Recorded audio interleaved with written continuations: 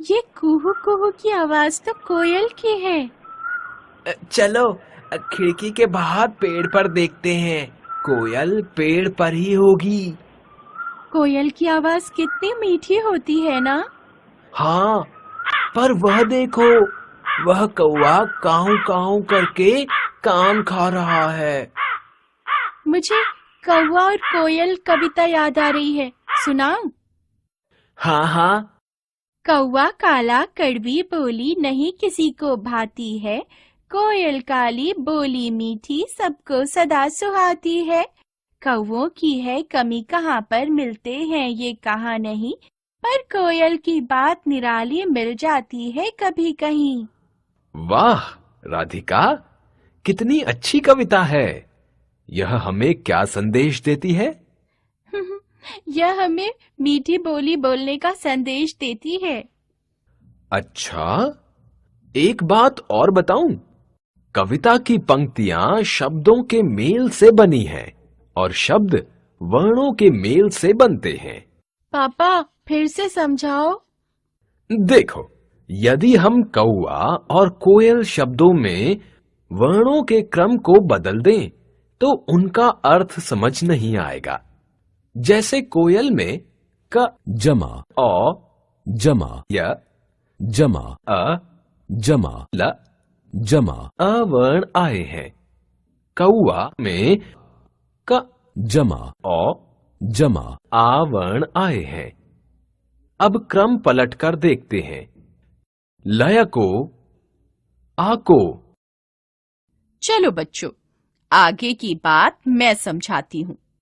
विचारों का आदान प्रदान करने के लिए हम भाषा का प्रयोग करते हैं। भाषा की शक्ति उसकी शब्द योजना और शब्द भंडार पर आधारित होती है। शब्द वर्णों के मेल से बनते हैं। मोहिनी म जमा ओ जमा ह जमा इ जमा न जमा ई।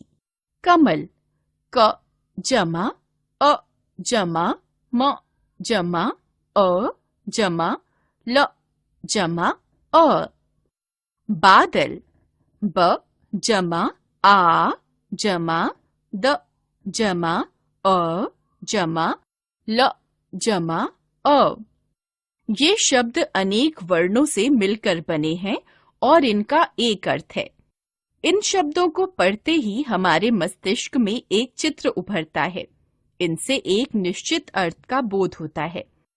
यदि इन्हीं वर्णों का क्रम बदलकर इस प्रकार दिया जाए तो क्या तब भी वर्णों के ये समूह शब्द कहलाएंगे? ह जमा इ जमा न जमा ई जमा म जमा ओ बराबर हिनिमो। ल जमा अ जमा म जमा अ जमा क जमा अ बराबर लमक। ब जमा आ जमा ल जमा अ जमा द जमा अ बराबर बालद। हिनिमो, लमद, बालद वर्णों के समूह तो हैं, पर इन्हें शब्द नहीं कहा जा सकता क्योंकि इनका कोई अर्थ नहीं है। अतः कहा जा सकता है वर्णों के योग से बने सार्थक वर्ण समूह को शब्द कहते हैं। ध्यान दीजिए, शब्दों में वर्णों का एक निश्चित स्थान होता है। वर्णों का स्थान बदल देने से कई बार शब्द का अर्थ बदल जाता है। वाक्य में प्रयुक्त होने पर शब्द पद बन जाते हैं। व्याकरणिक नियमों में बंधकर उनके रूप में लिंग, वचन, कारक के कारण परिवर्तन हो जाता है। शब्द भेद।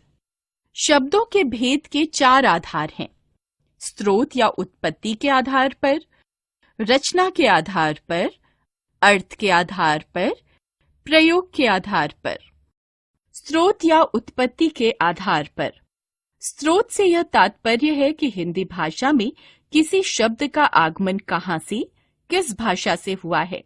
यह वर्गीकरण शब्द की उत्पत्ति या विकास पर आधारित है।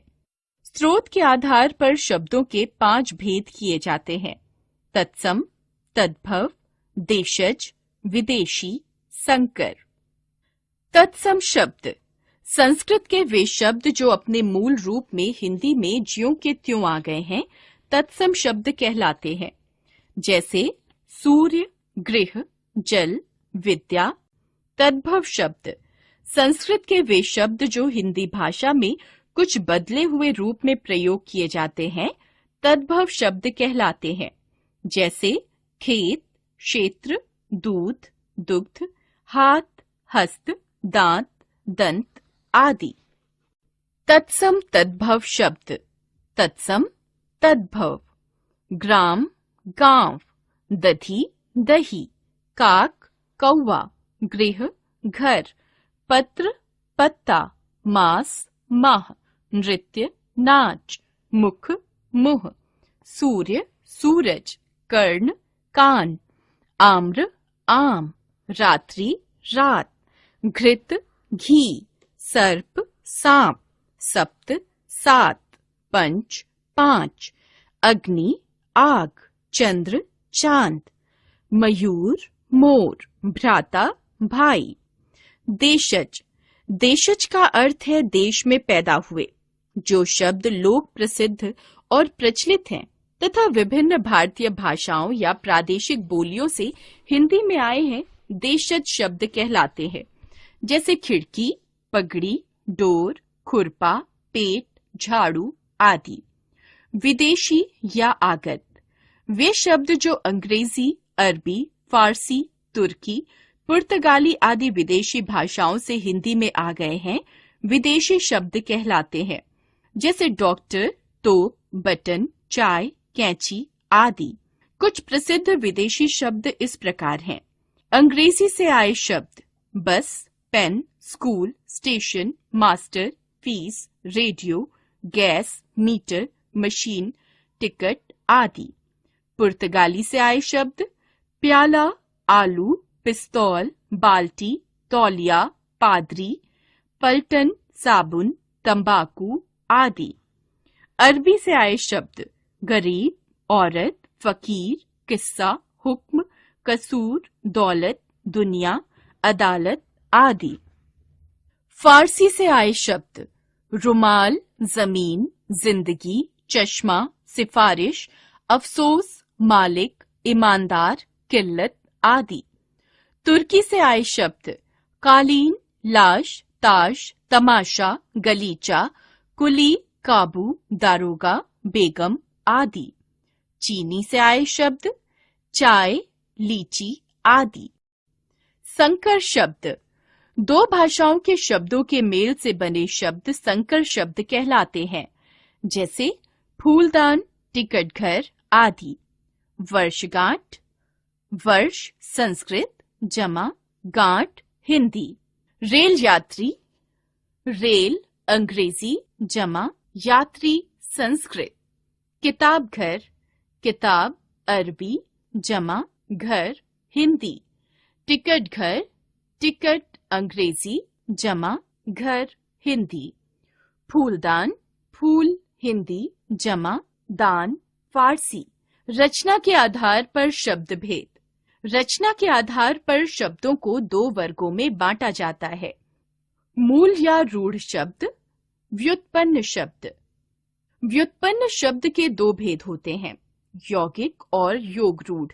इस प्रकार रचना के आधार पर शब्द तीन प्रकार के होते हैं, रूढ़, यौगिक, योग रूढ़। रूढ़ शब्द जिन शब्दों के टुकड़े या खंड करने पर उनका कोई अर्थ नहीं निकलता और जो परंपरा से किसी विशेष अर्थ के लिए प्रयोग होते रहे हैं, उन्हें रूढ़ शब्द कहते हैं। जैसे घोड़ा, घर, जल, आज आदि। घोड़ा घो, जमा ड़ा, घर घ, जमा र। शब्दों के इन खंडों का कोई अर्थ नहीं है। यौगिक शब्द जो शब्द दो या दो से अधिक शब्दों के मेल से बने हो और जिनके टुकड़े या खंड करने पर उन दोनों टुकड़ों या शब्दों के अर्थ निकलते हो, उन्हें यौगिक शब्द कहते हैं। जैसे पाठशाला, पुस्तकालय आदि। पाठशाला पाठ, जमा शाला। पुस्तकालय, पुस्तक जमा आलय। इन शब्दों के दोनों खंड सार्थक हैं, अतः ये यौगिक शब्द हैं। इसी प्रकार राजपुत्र, हिमालय, कीड़ा क्षेत्र, छात्रावास, विद्यार्थी आदि यौगिक शब्द हैं। योग रूढ़ शब्द, दो या दो से अधिक शब्दों के मेल से बनने वाले ऐसे शब्द जो किसी विशेष अर्थ में रूढ़ हो गए हैं, योग रूढ़ शब्द कहलाते हैं। जैसे पंकज, चारपाई, दशानन आदि। पंकज पंख जमा पैदा हुआ, चारपाई चार जमा पायों वाली, दशानन 10 जमा आनन मुख वाला। पंकज शब्द का अर्थ है कीचड़ में पैदा हुआ, परंतु यह शब्द केवल कमल के लिए निश्चित हो गया है। चार पायों वाली चारपाई केवल खाट के लिए प्रयुक्त होता है। इसी प्रकार दशानन 10 मुख वाला केवल रावण को ही कहा जाता है, किसी और को नहीं। अर्थ के आधार पर शब्द भेद, शब्दों के अर्थ सदा एक समान नहीं होते हैं। इस कारण अर्थ के आधार पर शब्दों के 4 भेद हैं। एकार्थी शब्द, अनेकार्थी शब्द, समानार्थी या पर्यायवाची शब्द, विपरीतार्थी या विलोम शब्द। एकार्थी शब्द वे शब्द जिनका एक ही अर्थ होता है, एकार्थी शब्द कहलाते हैं। जैसे ईश्वर, अहिंसा, रोटी, घोड़ा, गंगा आदि। अनेकार्थी शब्द जिन शब्दों के एक से अधिक अर्थ होते हैं, उन्हें अनेकार्थी शब्द कहते हैं। जैसे अली शब्द के 3 अर्थ हैं, भंवरा, सखी और कोयल। घन शब्द के अर्थ हैं बादल, हथौड़ा, अधिक बड़ा आदि। समानार्थी या पर्यायवाची शब्द जिन शब्दों का अर्थ लगभग समान होता है और जो एक ही वस्तु के व्यंजक होते हैं, उन्हें समानार्थी या पर्यायवाची शब्द कहते हैं। जैसे चंद्रमा, चांद, शशि, इंदु, रजनीश, विभु, निशाकर। अग्नि, आग, पावक, ज्वाला, अनल। विपरीतार्थी या विलोम शब्द वे शब्द जिनका अर्थ एक दूसरे से उल्टा या विपरीत होता है, उन्हें विपरीतार्थी या विलोम शब्द कहते हैं। जैसे सुख दुख, आरंभ अंत, अंदर बाहर, एक अनेक आदि। प्रयोग के आधार पर शब्द भेद, वाक्यों में प्रयोग के आधार पर शब्द या पद 2 प्रकार के होते हैं। पहला विकारी शब्द, दूसरा अविकारी शब्द। विकारी शब्द लिंग, वचन, कारक आदि के कारण जिन शब्दों का रूप परिवर्तन हो जाता है, वे विकारी शब्द कहलाते हैं। विकारी शब्द 4 प्रकार के होते हैं: संज्ञा, सर्वनाम, विशेषण, क्रिया। अविकारी शब्द वे शब्द जो सदा एक जैसे रहते हैं, अर्थात जिनमें लिंग, वचन, कारक के कारण कभी कोई विकार या परिवर्तन नहीं आता, अविकारी शब्द कहलाते हैं। ये संख्या में 4 हैं: क्रिया विशेषण, संबंध बोधक, समुच्चय बोधक, विस्मयादि बोधक। हमने सीखा वर्णों के सार्थक समूह शब्द कहलाते हैं। वाक्य में प्रयुक्त होने पर शब्द पद बन जाते हैं। शब्दों का वर्गीकरण करने के 4 आधार हैं: स्रोत, रचना, अर्थ एवं प्रयोग। स्रोत के आधार पर शब्दों के 5 भेद किए जाते हैं: तत्सम, तद्भव, देशज, विदेशी और संकर। रचना के आधार पर शब्द रूढ़, यौगिक और योग रूढ़ होते हैं। अर्थ के आधार पर शब्द 4 प्रकार के होते हैं: एकार्थी, अनेकार्थी, समानार्थी और विपरीतार्थी। प्रयोग के आधार पर शब्द 2 प्रकार के हैं: विकारी और अविकारी।